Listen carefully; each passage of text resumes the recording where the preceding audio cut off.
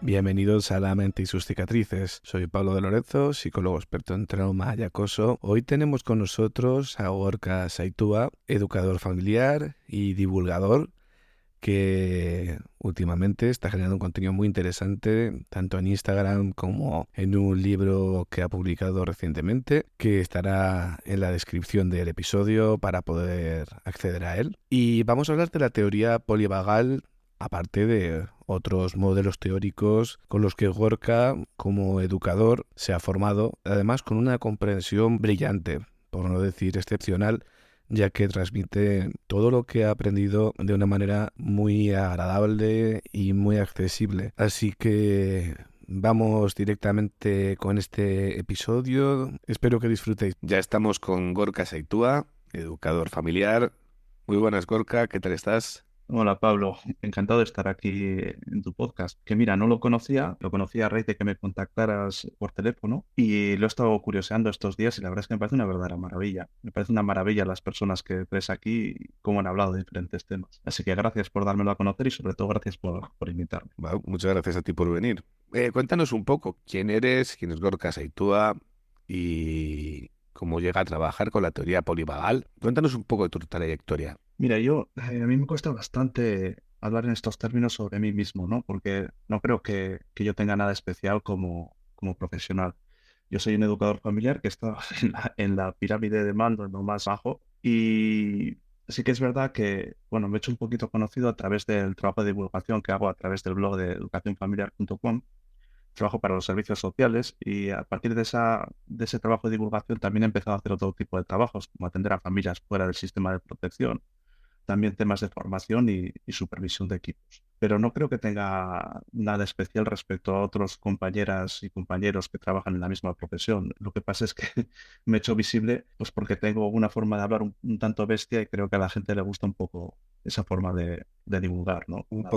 Un poco disruptivo, ¿no? Por decirlo así, más directo, Un que igual, poquito, un poquito. igual Me llega gusta, yo un siempre digo poco que mi más. trabajo no consiste tanto en sentar cátedra o decir cómo son las cosas, sino en generar puntos pues que nos permitan un poco pensar un poco más allá, ¿no? Ujú. Mira, Pablo, cuando me haces la pregunta esta de cómo llegué a la teoría polivagal, hay que considerar que yo trabajo en un contexto de trabajo que es bastante complicado, ¿no? Y que tiene unas características peculiares.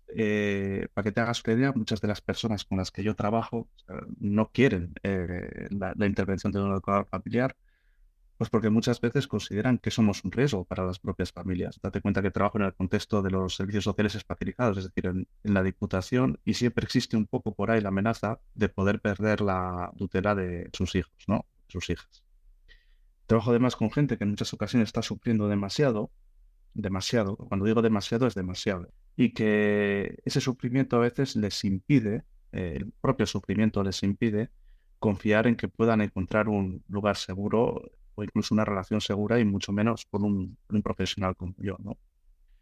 Además es gente que ha sufrido durante mucho tiempo, en muchas ocasiones, ¿no? Durante mucho tiempo y a veces incluso durante toda su vida, es decir, que no conocen o no son capaces de prestar suficiente atención a lo que es la seguridad o la falta de sufrimiento, ¿no?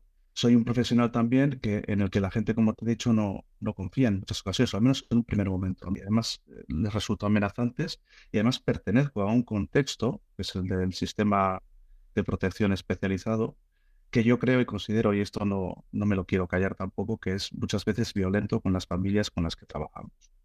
Y Ajá. además es un contexto en el que uno, claro, no solo en viviendas donde a veces hay violencia o donde a veces hay unas circunstancias complejas, el propio profesional las pasa canutas. Y eso también hay que decirlo, no lo pasamos muchas veces mal porque nos enfrentamos a situaciones de riesgo y a respuestas por parte de las personas a las que atendemos, pues que, que nos generan a nosotros también reacciones muy potentes y a veces hay que decirlo también, fuera de nuestro propio control. Entonces, claro, yo provengo de la teoría cognitivo-conductual, de la teoría, pues, donde empecé a trabajar un poco en estas cuestiones, incluso en un modelo bastante conductista, pero veía que ese modelo no servía para trabajar en el contexto en el que yo trabajo. No digo que en otras ocasiones, en otros lugares, con otro tipo de personas y otro tipo de profesionales no sea una buena opción. Pero en el contexto de protección a la infancia, con personas que sufren mucho, no me parece que sea el modelo más adecuado. Entonces, se dio la casualidad que en la empresa en la que trabajo yo pues, me pude formar previamente, sobre todo, y quiero nombrarlos además, ¿no? Con profesionales como Jorge Barudi, Mayori D'Artagnan, José Luis Gonzalo, que me abrieron las puertas a la mirada sobre el trauma. Y a partir de ahí, investigando, leyendo y también a través de mi propio trabajo personal, pues di un poco con este tipo de teorías que a mí me facilitan muchísimo acercarme a las personas que están sufriendo un montón. Y así es un poco como hemos llegado hasta aquí. Y luego, bueno, pues todo el trabajo de divulgación, Pablo, ya sabes que al final uno como mejor aprende muchas veces las cosas es poniéndolas a disposición de otras personas. Bueno, yo a ti te descubrí por Instagram, por si quieres decir cuál es tu Instagram, para que la gente te pueda seguir. Sí, creo que es, si no, si recuerdo bien, bueno, pones Gorka Seitua en Instagram y aparece. Creo que es Gorka Seitua todo junto con un guión por medio, no lo recuerdo muy bien. Sí, yo creo Pero que sí, por ahí ando. si pones Gorka Seitua seguro que sales. Sí, aparece. Vale, pero ahí llegamos al punto en el que, bueno, la pregunta creo que es clara. ¿Qué es la teoría polivagal? ¿En qué consiste? ¿Cuáles son sus pilares? Como todo en esta vida, podemos dar una explicación muy complicada sobre la teoría o una explicación muy sencilla. Yo suelo preferir las explicaciones muy sencillas, no explicaciones que, por ejemplo, mi hija cuando tenía 4 años ya podía entender perfectamente. A ver, la teoría polivagal se basa básicamente, a ver, yo creo que nunca hay que trabajar con la teoría polivagal solo con la teoría polivagal, pero eso lo hablaremos más adelante, ¿vale? Sí. Pero se basa básicamente en que nuestro cerebro constantemente y sin que nos demos cuenta está sondeando, tiene una especie de radar en el que trata de captar las señales de peligro o las señales de seguridad que el entorno ofrece. Bueno, el entorno o también nosotros mismos, porque dentro de nosotros también se pueden producir estímulos que nos lleven a sentirnos más inseguros o más seguros. Es un poco lo que se llama la nonocepción, es la percepción que acontece antes de la percepción, es decir, que nos predispone a actuar de una determinada manera. Y esa forma, esa predisposición la nombramos como estados de la mente. Hay 3 estados de la mente que yo identifico con colores: el verde, el rojo y el gris, ¿vale? Creo que son bastante representativos un poco de lo que cada uno explica, ¿no? Es decir, el verde es lo que llamamos el vagal ventral. Esa sensación que nosotros tenemos, pues que cuando nos sentimos seguros, conectados con el entorno, y de alguna manera percibimos el entorno como un lugar amable en el que las personas que están alrededor nuestro además van a tener la capacidad de acoger nuestro malestar, acompañarnos y van a servirnos de ayuda en caso de que lo necesiten. Es ese estado agradable de estar en el mundo, ¿no? Donde confiamos en la relación con el mundo y en la relación con los demás. Pero claro, no siempre estamos así. A veces percibimos un peligro. Un peligro es un estímulo que de alguna manera nos genera inseguridad, pero que nosotros sentimos, y esto es muy importante, sentimos que con nuestros recursos podemos enfrentar. Ese peligro puede ser un peligro externo o un peligro interno, puede ser un peligro real o un peligro percibido. Pero la cosa es que nosotros nos sentimos así. En el momento en que sentimos un peligro, se activa la activación simpática, el sistema simpático del cuerpo, que es este que tiene que ver un poco con la respuesta de lucha-huida. El cuerpo se carga de energía, muchas veces se sienten las piernas como que intentan moverse o pretenden moverse, ¿no? Porque queremos huir un poco de la situación. Cuando no podemos huir, se activa la respuesta de lucha para podernos pelear y enfrentarnos un poco a ese peligro. Cuando digo lucha no significa necesariamente violencia, significa una respuesta del cuerpo orientada a asumir el control de cualquier manera sobre la situación. Ambas respuestas, y esto es muy importante, ¿no? Tanto la lucha como la huida, implican que la persona se siente competente para enfrentar la realidad, que es lo que no pasa en el tercero de los estados, ¿no? Que es el que llamamos el vagal dorsal, que es el gris. Estamos simplificando muchísimo, la Sí, teoría, sí, ¿eh? comprendo. Cualquiera que sea conocedor de este asunto me va a decir que me estoy saltando puntos súper importantes, pero creo que es mejor empezar un poquito por aquí. El vagal dorsal, el gris, significa que uno ya no se está enfrentando a un peligro real o sentido, sino una amenaza. Y una amenaza es algo muy diferente. Una amenaza es un peligro que nosotros sentimos que no podemos enfrentar. Es decir, podemos llegar a sentir que peligra nuestra vida, nuestra integridad mental, y nosotros, por el motivo que sea, no lo podemos enfrentar. En ese caso, se produce una respuesta en el cuerpo completamente diferente. Y es una respuesta que muchas veces tiene que ver con bien la desconexión, bien el bloqueo, que es Sí, cuando estados disociativos y así, ¿no? sí, muchas veces ya la desconexión implica cierto nivel de disociación, ¿no? Ese apartarnos un poco del cuerpo, no sentirlo, o de alguna manera que no haya esa conexión entre el cuerpo y la mente, ¿no? Un punto más intenso o más grave, ya estamos en el bloqueo, que es cuando incluso sentimos que el mundo va despacio, esa visión de túnel, y a veces la sensación también de que nos movemos como a cámara lenta, pero nos podemos mover. Luego está el colapso, que es cuando nos quedamos paralizados como un conejo cuando le dan las largas. Y luego está finalmente el desmayo, ¿no? Es decir, el desmayo es una respuesta vagal ya muy, muy potente que implica absoluta desconexión, ¿no? Para nosotros. Lo importante de la teoría polivagal es que todos estos estados son positivos y tienen una función adaptativa. Todos. Y digo esto que es muy importante porque a veces las personas, y sobre todo cuando somos padres o cuando somos educadores familiares o cuando somos profesionales, a veces nos acabamos peleando con los estados de las personas cuando lo normal es que nosotros estemos en cada uno de esos. Aquí hay una cosa que tenemos que entender, Pablo, y es que somos muy competentes como seres humanos. Y esto es súper importante porque esa es una de las claves que hacen fantástica la teoría polivagal, ¿vale? Somos muy competentes como seres humanos para detectar las señales de inseguridad, es decir, las señales que nos llevan a un estado de mayor inseguridad, es decir, los gatilladores, pero somos muy incompetentes por nuestra propia estructura mental, por nuestro propio software que traemos de fábrica, para detectar las señales que nos llevan de alguna manera a un estado de mayor seguridad. Es decir, Eh, aquí es como Bethana, que es una de las mm. autoras principales en cuanto a la teoría polivagal respecta, habla de que esto es como una escalera. El vagal ventral es el que está arriba, luego viene la activación simpática y el nivel de menor seguridad es el que tiene que ver con el vagal dorsal, es decir, la desconexión, el bloqueo y todo esto. Entonces hay que entender que cualquier transición de estado hacia un punto de mayor seguridad va a ser lo que a nosotros nos va a permitir como profesionales entender mejor el sufrimiento. Y esta forma de ver la mente, la psique de tus usuarios, ¿qué te aporta en tu trabajo? ¿Cómo te ayuda a trabajar mejor o trabajar a Mira, gusto? para trabajar a gusto, la clave es que yo también tengo esta misma estructura. Y es una estructura que, por muy profesional que sea, también se activa y se desactiva en mí, ¿no? Y yo cuando me acerco a una persona que está sufriendo, tengo que elegir cómo me voy a situar ante esa realidad. Y yo puedo estar de alguna manera con la atención puesta en los gatilladores, es decir, en todas esas señales que a la persona le hacen sentirse peor o avanzar de alguna manera hacia la inseguridad, o puedo hacer un esfuerzo consciente para poner la atención en los destellos, es decir, en todos esos estímulos que de alguna manera acontecen en el contexto de la relación, pero que a la otra persona le van a hacer transitar hacia un estado de mayor seguridad, es decir, sentirse más competente, con más sentido de agencia de su vida, con más esperanza y más sentido de pertenencia en los grupos a los que pertenece. Claro, si yo decido, como muchos profesionales, no poner la atención en la inseguridad, mi propio sistema nervioso va a desregularse, porque voy a percibir con más claridad todo lo que tiene que ver con la inseguridad y voy a estar muy nervioso y muy tenso en el contexto de la relación. Y mi propia tensión va a afectar a la persona que tengo enfrente. Pero si yo hago ese esfuerzo consciente, que además funciona muy bien, ¿no? Para captar sobre todo las señales de seguridad, yo me voy a regular mucho mejor como profesional que está en el contexto de esa relación y mi propia regulación emocional va a marcar la diferencia en la relación con esa persona. La otra persona se va a sentir más segura y desde la seguridad de la relación, esa persona va a poder disfrutar mucho mejor de los recursos que tiene que poner en marcha para hacer el proceso que en este caso le toca o estemos haciendo juntos. No sé si me explico. Yo creo que esta es una de las claves. Pero claro, el problema es que no podemos estar a las dos cosas. Yo no puedo estar a la vez a la inseguridad y a la seguridad. Entonces tengo que elegir.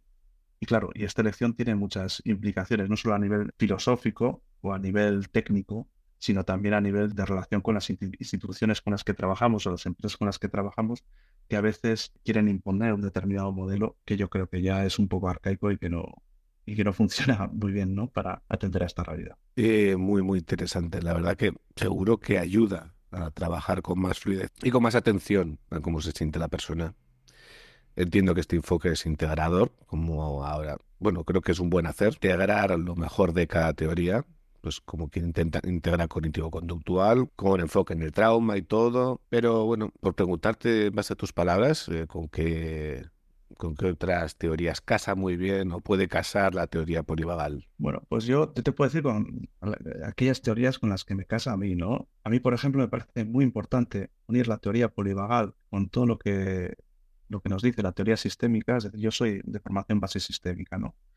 Y aquí es muy importante entender que cuando hay una comunicación entre dos personas, hay tres niveles de comunicación. Una cosa es lo que decimos con las palabras, otra cosa es lo que hacemos en la comunicación no verbal, pero hay un tercer nivel, que es a través de las tripas, que es el que primero, de alguna manera, condiciona lo que podemos decir, lo que podemos, sobre todo lo que podemos recibir, ¿no? En el contexto de la comunicación. Y ese nivel que se relaciona con las tripas es lo que nos explica la teoría polivagal, es decir, cómo nuestras sensaciones corporales están asociadas a determinados estados y cómo nuestros estados de alguna manera interfieren en cómo percibimos la realidad.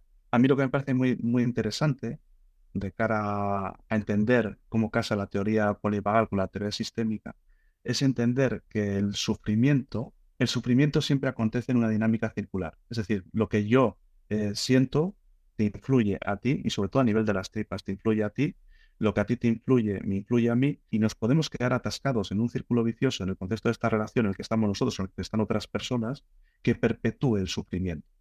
Y a mí lo que me preocupa es eso precisamente, es el estrés tóxico, es el estrés que se sostiene en el cuerpo y que no se puede aliviar a través de los mecanismos naturales que tiene la persona para liberarse de ese malestar, ¿no? Bueno, eso es lo que se refiere a la teoría sistémica, ¿no? Es decir, hay que entender que el síntoma acontece siempre de una manera social y de una manera circular. Es decir, no, porque muchas personas al final entienden que las relaciones son lineales, ¿no? Y las relaciones muchas veces son circulares. Yo trabajo mucho también, según el modelo de los sistemas de la familia interna, El pero IFS, sí, eso es. muy interesante. Entiende que lo más importante es entender que la mente no es una unicidad, sino que está conformada como por diferentes personajes que tienen una relación entre ellos y que de alguna manera Todo, aparecen o emergen para protegernos de diferentes situaciones en la realidad, claro, ¿no? todos buscan el proteger, pero pueden fastidiar al conjunto, está claro. Pero todos esos personajes también pueden ser liderados o se pueden medir a través de una estructura básica, primigenia, que es el ser, ¿no? Que es el yo, es la conciencia, que de alguna manera puede ayudar a que todo ese sistema funcione de manera más o menos bien, ¿no? Trabajo mucho desde la terapia narrativa. La terapia narrativa básicamente entiende que nosotros nos contamos historias acerca de nuestro propio sufrimiento y que esas historias que nos contamos muchas veces subyugan o de alguna manera interfieren o no permiten que se expresen otras historias que también son reales y que también explicarían de O alguna sea, manera la teoría el fenómeno. narrativa podría cambiar el guión vital que nos hemos interiorizado Eh, ante un maltrato por una figura de vínculo, por ejemplo. O sea, si Sí, pensamos, la teoría narrativa transformaría la creencia de soy una basura, luego encima me rechazaron en el cole, luego he sido un fracaso con las chicas porque siempre acababa aburriéndolas y me trataban mal porque me lo merecía. La teoría narrativa buscaría dar una explicación alternativa, pero sentida como real a todo eso, por ejemplo, ¿no? por supuesto, pero no solo una explicación. Es decir, por ejemplo, Francisco Javier Aznar Alarcón, que es supervisor mío y también una persona a la que sigo un montón, y de hecho y hacemos un pulso a puntos. Él habla mucho, por ejemplo, y me parece una idea clave, ¿no? Es decir, de rescatar la historia de resistencia que hay detrás de, por ejemplo, esas sensaciones vagales dorsales que muchas veces están ligadas al trauma. Siempre que hay un componente vagal dorsal, detrás hay una historia de resistencia, es decir, hay algo que la persona ha tratado de proteger por todos sus medios y hay cierto margen de decisión que esa persona ha podido de alguna manera tener. Cuando rescatamos esa historia de resistencia, el estado de las personas cambia. Pero claro, tiene que ser una historia de resistencia creada por parte de la persona y que la persona se crea, ¿no? Se Que es la crea real, y ¿no? la entienda. Claro, esto es como si alguien que pretende mejorar su autoestima poniéndose ante el espejo diciendo soy genial. Si no se lo No, creen, eso no eso no funciona. es el coaching cutre del que estamos Sí. acostumbrados, pero esto no es para nada eso, ¿eh? ¿Podrías recomendarme el mejor libro que tú creas que me podría ayudar a entender la teoría narrativa o la terapia narrativa? Mira, White y Epson, medios narrativos para fines terapéuticos. Medios narrativos. Este, medios narrativos para fines terapéuticos. White y Epson. ¿Vale? Ese libro a mí me parece una verdadera maravilla para acercarse a la teoría narrativa. Vale, te iba a preguntar también sobre los mitos, ¿no? A nivel que hay, a nivel de psicología en general y teorías. Gracias a la teoría polivagal se consiguen desmentir algunos mitos en general, que incluso sean a Sí, veces difíciles de ver. ¿Nos puedes contar un poquito algunos de ellos? sí, y seguramente a la gente que nos esté escuchando esto le impacte un poco. Mira, voy a decir algunas frases que para mí son míticas en el sentido de que hacen referencia a mitos, y que yo creo que limita sustancialmente la forma que tenemos de afrontar el sufrimiento humano, ¿no? Y que de alguna manera la teoría polivagal es verdad que desmiente, ¿vale? Por ejemplo, esto es súper importante. La seguridad es un estado. Tendemos a pensar que estar seguros es sentirse bien, sentirse en calma, ¿no?